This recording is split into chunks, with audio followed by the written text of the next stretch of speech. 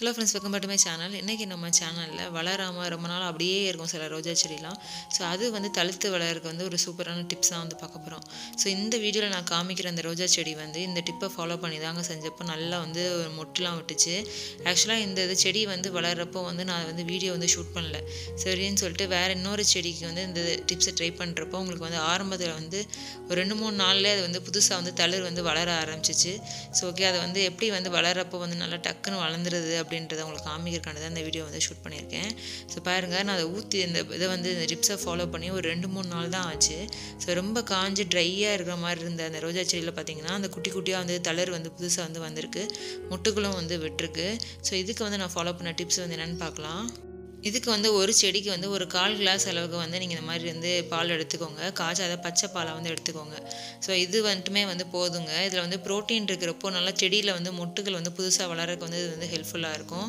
So இந்த வந்து என்ன பண்ணணும்னு பார்த்தீங்கன்னா, ஃபஸ்ட்டு அந்த செடிக்கு வந்து ஊற்றுறதுக்கு முன்னாடி இந்த மாதிரி ஃபோர்க்கு இல்லைன்னா ஏதாவது ஒன்று உங்களுக்கு கிளறதுக்கு வந்து ஒரு இது வந்து வச்சுக்கோங்க.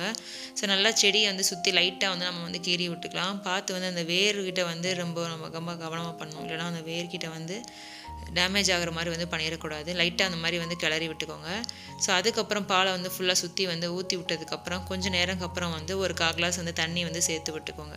ஸோ அப்போ வந்து இந்த பால் ஃபுல்லாக வந்து அந்த செடிக்கு வந்து ஃபுல்லாக வந்து அது இறங்கிடும். வந்து வாரத்துக்கு வந்து ஒரு தடவை இல்லைனா 10 நாளுக்கு ஒரு தடவை வந்து நீங்கள் வந்து பண்ணி பாருங்கள். ரொம்ப நாள் வந்து வளராமல் காஞ்சி வந்து வாடி போகிற மாதிரி இருக்க அந்த செடி கூட வந்து புதுசாக வந்து மொட்டுகள் விட்டுட்டு அது வந்து புதுசாக அப்படியே தளிர்த்து வந்து வளர ஆரம்பிக்கும்.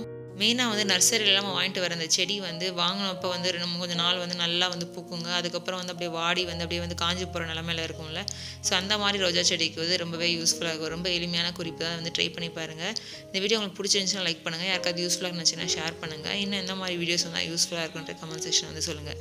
நெக்ஸ்ட் இன்ட்ரெஸ்டிங்கான யூஸ்ஃபுல்லான வீடியோவில் வந்து பார்க்கலாம். பாய்.